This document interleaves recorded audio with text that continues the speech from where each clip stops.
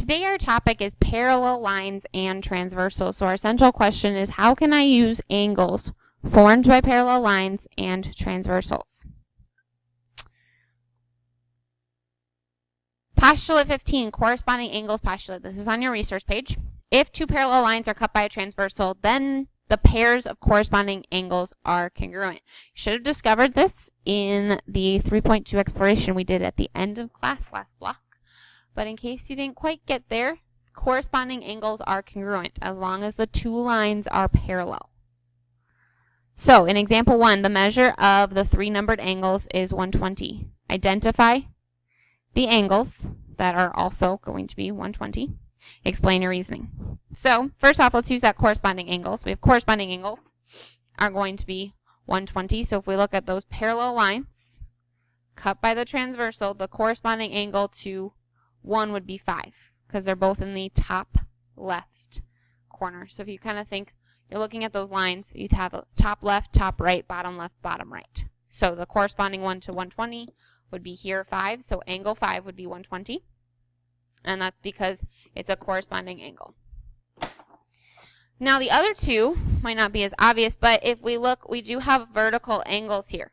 So vertical angles, we learned last chapter by our vertical angles congruence theorem that they are congruent. So angle 4 will also be 120, and angle 8 will be 120 by vertical angles.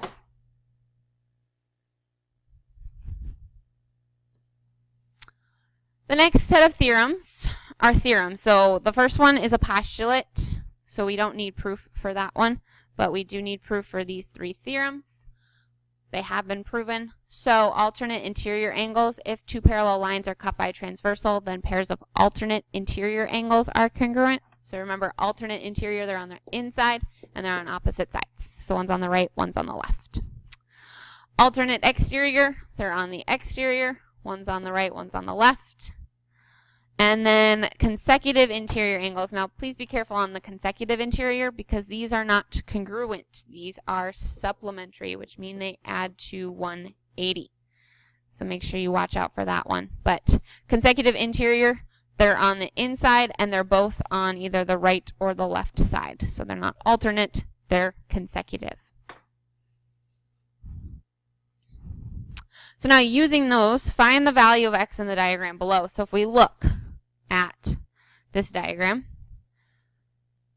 we have to look and see what we have. Right here, angle 4 and x plus 5, they're both on the inside and they're on the same side of the transversal, which means they would be consecutive interior angles, which means they would sum to 180. So let's just start by writing that out.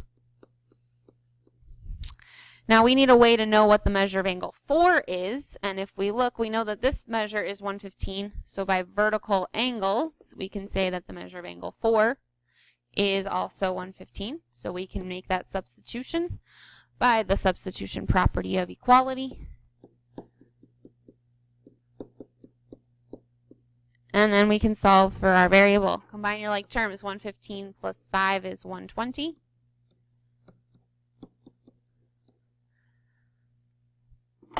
Subtract 120 from both sides. And we get x equals 60.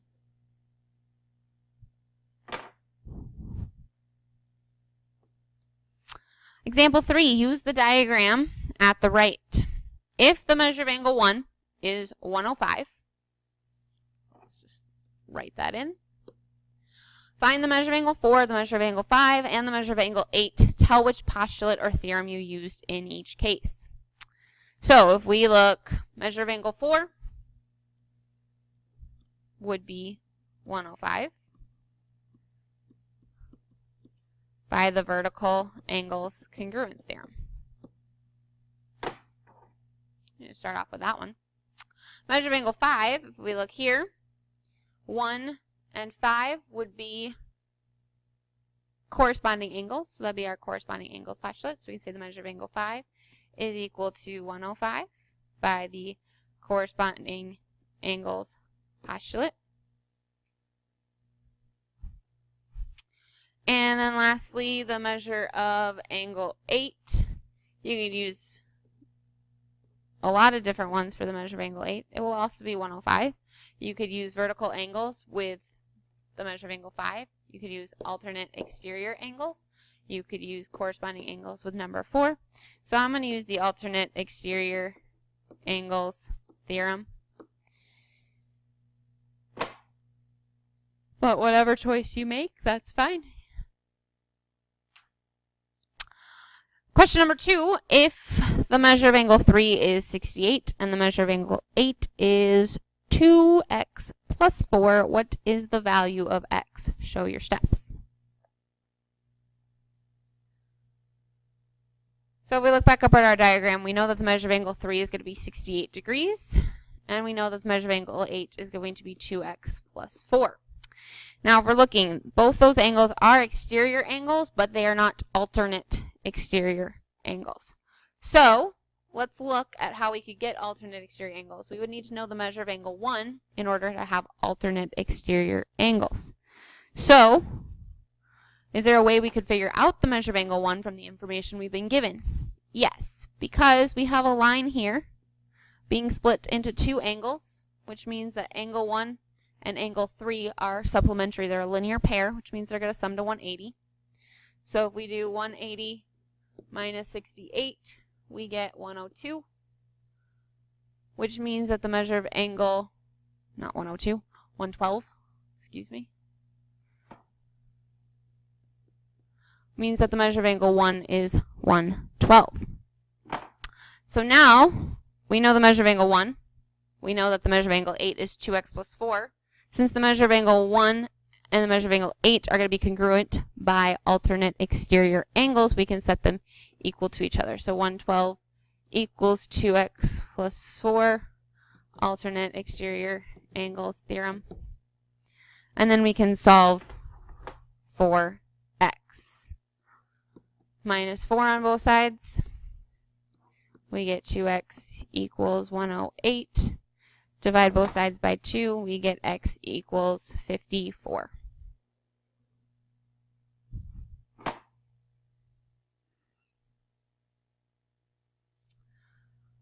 Last piece, we have the example 4. Prove that if 2 parallel lines are cut by a transversal, then the pairs of alternate interior angles are congruent. We're going to prove that theorem. Draw a diagram. So see right, this is the diagram. We have our pair of parallel lines, P and Q, being cut by transversal T. So we are given that P and Q are parallel, and we want to prove that the alternate interior angles 1 and 2 are congruent. So statements. P is parallel to Q. Well, that's our given. We were given that information. Number 2, we are told that the angle 1 is congruent to angle 3. Well, why can we say that? We look, they are both on the bottom left of their parallel line, which means if they're in the same spot, bottom left, they're corresponding angles. So we have the corresponding angles postulate.